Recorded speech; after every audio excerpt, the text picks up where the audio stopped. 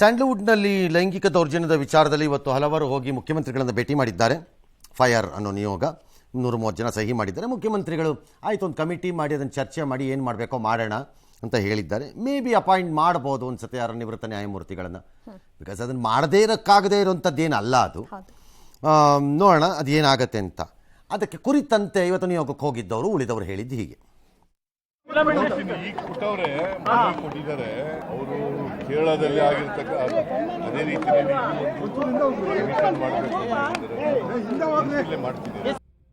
ನಾವು ಹೇಮಾ ಕಮಿಟಿ ತರ ಒಂದು ಕಮಿಟಿ ಬೇಕು to try and make the environment the film industry happier and safer for women and men ಅಂತ ಹೇಳಿದೀವಿ. ಇದನ್ನ ನಾನು ಸಹ ಮುಖ್ಯಮಂತ್ರಿಗಳಿಗೆ ಪತ್ರ ಬರೆದಿದ್ದೀನಿ. ಮುಖ್ಯ ಕಾರ್ಯದರ್ಶಿ ಅವರು ಒಂದು ಮಹಿಳೆ ಆಗಿರೋದ್ರಿಂದ ಅವರಿಗೂ ಬರೆದಿದ್ದೀನಿ. ಅಧ್ಯಕ್ಷರು ನಮ್ಮ ಫಿಲಮ್ ಇಂಡಸ್ಟ್ರಿ ಎಲ್ಲ ಮಹಿಳಾ ನಮ್ಮ ಚಲನಚಿತ್ರದಲ್ಲಿ ನಟಿಯರು ಮತ್ತು ಪ್ರತಿಯೊಬ್ಬರು ಹೆಣ್ಮಕ್ಳು ಅವ್ರ ಜೊತೆ ಒಂದು ಸಭೆನೂ ಸಹ ಆಯೋಜನೆ.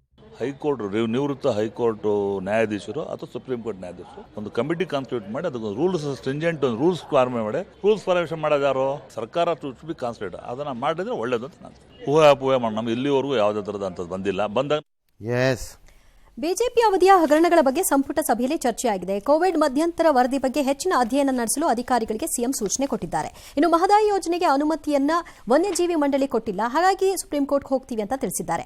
ಅನ್ನಭಾಗ್ಯ ಯೋಜನೆಯಲ್ಲಿ ಫುಡ್ ಕಿಟ್ ಪ್ರಸ್ತಾವನೆ ಕೈಬಿಟ್ಟು ಯಥಾಸ್ಥಿತಿಯನ್ನ ಮುಂದುವರಿಸ್ತಾರಂತೆ. ಹಂಗೆ ಮಾಡಿ, ಯಾಕಂದ್ರೆ ಫುಡ್ ಕಿಟ್ ಎಲ್ಲ ಹೋಗಬೇಡಿ. ಅಕ್ಕಿ ಕೊಡ್ತಾ ಇದ್ದಾರೆ ಗೌರ್ಮೆಂಟ್ ಆಫ್ ಇಂಡಿಯಾ, ತಗೊಂಡು ಕೊಡ್ತಾ ಇರಿ. ಅಕ್ಕಿ ಕಾಸು ಯಾಕೆ ಕೊಡಬೇಕು? ಅಕ್ಕಿ ಕೊಡ್ತಾರಲ್ಲ, ಅಕ್ಕಿನೇ ಕೊಡ್ರಪ್ಪ. 10 kg ತಾನೇ ನೀವು ಹೇಳಿರೋದು. ಈ ಮಧ್ಯೆ DKಶಿ ವಿರುದ್ಧ ಶಾಸಕ ಬಸನಗೌಡ ಪಾಟೀಲ್ ಯತ್ನಾಳ್ ಸುಪ್ರೀಂ ಕೋರ್ಟ್ಗೂ ಹೊರಟೋಗಿದ್ದಾರೆ. ರಾಜ್ಯದಲ್ಲಿ ಹಿಜಾಬ್ ವಿವಾದ ಮತ್ತೆ. ಉಡುಪಿ ಜಿಲ್ಲೆ ಕುಂದಾಪುರ ತಾಲೂಕಿನ ಸರ್ಕಾರಿ ಕಾಲೇಜಿನ ಪ್ರಾಂಶುಪಾಲ ರಾಮಕೃಷ್ಣ ಅವರಿಗೆ 2 ವರ್ಷದ ಹಿಂದಿನ ಹಿಜಾಬ್ ವಿವಾದ ಈಗ ಎಫೆಕ್ಟ್ ಅಂತೆ. ಅವತ್ತು ಆ ವಿದ್ಯಾರ್ಥಿನಿಯರನ್ನು ಅವ್ರು ತಡೆದಿದ್ರು. ಅವತ್ತಿನ ಆದೇಶ ಆಗಿತ್ತು, ಸರ್ಕಾರದ ಆದೇಶವನ್ನು ಅವ್ರು ಪಾಲನೆ ಮಾಡಿರ್ತಾರೆ. ಅದಕ್ಕೆ ಅವ್ರಿಗೆ ಹಾಕಿದ್ರು. ಅದಕ್ಕೆ ಅವ್ರು ಕೊಟ್ಟಿದ್ದ ಅವಾರ್ಡನ್ನ ಸರ್ಕಾರ ವಾಪಸ್ ಪಡೆದಿದೆ. ಶುದ್ಧ ಮೂರ್ಖತನ ನನ್ನ ಪ್ರಕಾರ ಇದು. ಅದು ಯಾರು ಇರಲಿ, ನಾಳೆ ಒಬ್ಬ ಪೊಲೀಸ್ ಆಫೀಸರು ಯಾರೋ ಒಬ್ರು BJPನವರನ್ನು ತಡೆದಿರ್ತಾರೆ ಯಾವುದೋ ಪ್ರೊಟೆಸ್ಟಲ್ಲಿ, ಅವ್ರಿಗೆ ಅವಾರ್ಡ್ ಬಂತು ಅಂದಾಗ ಕೊಡಲ್ಲ, ಅವ್ರಿಗೆ ಅವಾರ್ಡ್ನ ವಾಪಸ್ ತಗೋತೀವಿ ಅಂತಂದರೆ ಓಕೆನಾ? ಅರೆ, a principle is followed that the government order. What is he expected to do? ಅವ್ನು ಏನು ಮಾಡಬೇಕಾಗಿದೆ ಹೇಳಿ ನೀವೇ? ಅವರ ಪ್ರಿನ್ಸಿಪಾಲ್ ಯಾರು ಇದೆಲ್ಲ ನಿಮ್ಗಳಿಗೆ ತೀರ್ಮಾನ ಕೊಡೋರು?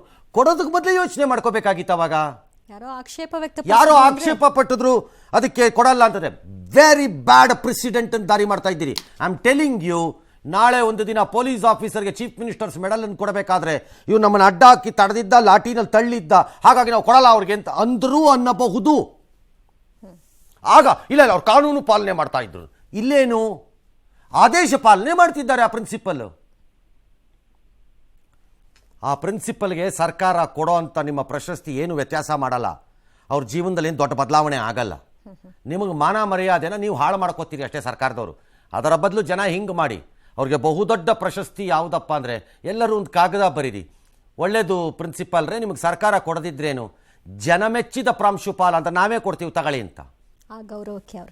ಅದೇ ಸಾಕು, ಜನ ಜ್ಞಾಪಿಸ್ಕೊಳ್ಳೋದು ಅದನ್ನು. ಏನು ಸರ್ಕಾರಗಳು, ಏನು ಲೆಕ್ಕಾಚಾರ ನಿಮ್ಮದು? ಏನು ಪ್ರೆಸಿಡೆಂಟ್ಗಳನ್ನು ಸೆಟ್ ಮಾಡ್ತೀರಿ?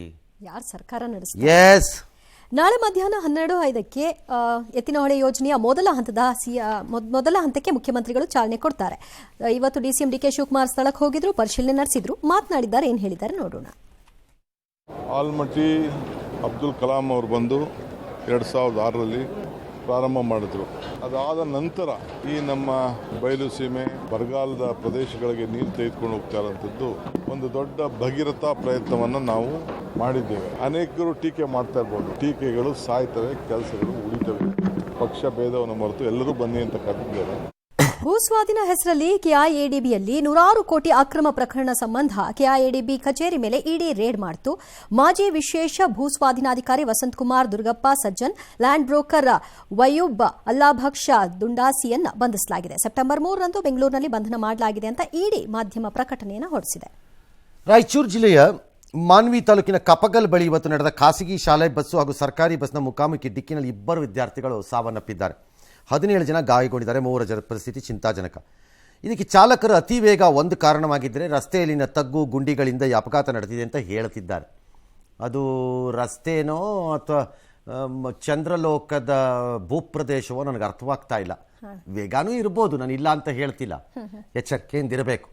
ಬಟ್ ರಸ್ತೆಗಳ ಕಂಡೀಷನು ಹೇಗಿದೆ ಅನ್ನೋದನ್ನ ನೋಡ್ಬೇಕಲ್ಲ ಸರ್ಕಾರ. ಗುಂಡಿಗಳನ್ನ ತಪ್ಸಕ್ ಹೋಗೋ ಆಗತ್ತಲ್ಲ ಸರ್ ಆಕ್ಸಿಡೆಂಟ್ಸ್. ಆವಾಗ ವೇಗ ಇರಲ್ಲ.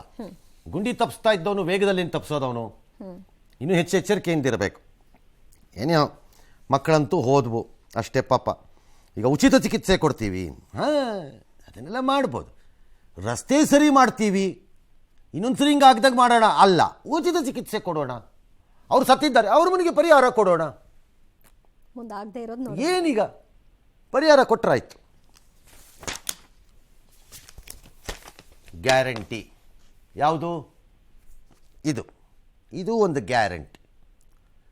ಗುಂಡಿ ಖಚಿತ, ಸಾವು ನಿಶ್ಚಿತ. ಒಂದು ಗ್ಯಾರಂಟಿ ಬರೆದಿಟ್ಕೊಳ್ಳಿ. ಎಸ್, ಸಿಲಿಕಾ ಇದು ಗೃಹಲಕ್ಷ್ಮಿ ಯೋಜನೆ ಹಣದಲ್ಲಿ ಬೆಳಗಾವಿಲಿ ಅಜ್ಜಿಯೊಬ್ಬರು ಇಡೀ ಗ್ರಾಮಕ್ಕೆ ಹೋಳಿಗೆ ಹಾಕ್ಸಿದ್ರು. ಇನ್ನೊಬ್ರು ಯಾರೋ ಆಪರೇಷನ್. ಇದೀಗ ಗದಗ, ಕೊಪ್ಪಳ ಇಲ್ಲೆಲ್ಲ 50 ಮಹಿಳೆಯರು ಶರಣಬಸವ ದೇಗುಲದ ನೂತನ ತರಮಾಣಕ್ಕೆ 1 ತಿಂಗಳ ಹಣ ಕೊಟ್ಟಿದ್ದಾರಂತೆ. ಇನ್ಯಾರೋ 1 ತಿಂಗಳ ದೇಣಿಗೆ ಕೊಟ್ಟಿದ್ದಾರಂತೆ ಬಸವೇಶ್ವರ ದೇಗುಲಕ್ಕೋ ಈಗ. ಅದೇ ಕೊಪ್ಪಳದ. ನಾನು ಅವ್ರು ಕೊಟ್ಟಿರೋದು ಬಿಟ್ಟಿರೋದು ಅದು ಅವ್ರ ಇಷ್ಟ, ದುಡ್ಡವ್ರದ್ದು ಸೇರಿದ ಮೇಲೆ. ಪರ್ಪಸ್ ಏನು ಕೊಡುವಾಗ ಗ್ಯಾರಂಟಿನ?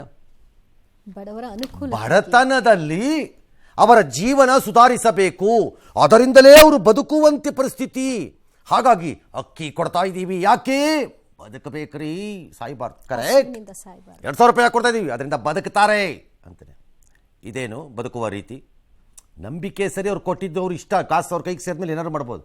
This is exactly why social ಸ್ಕೀಮ್ಸನ್ನು ಮಾಡೋವಾಗ ತಲೆ ಚೆನ್ನಾಗಿ ಓಡ್ತಿರಬೇಕು.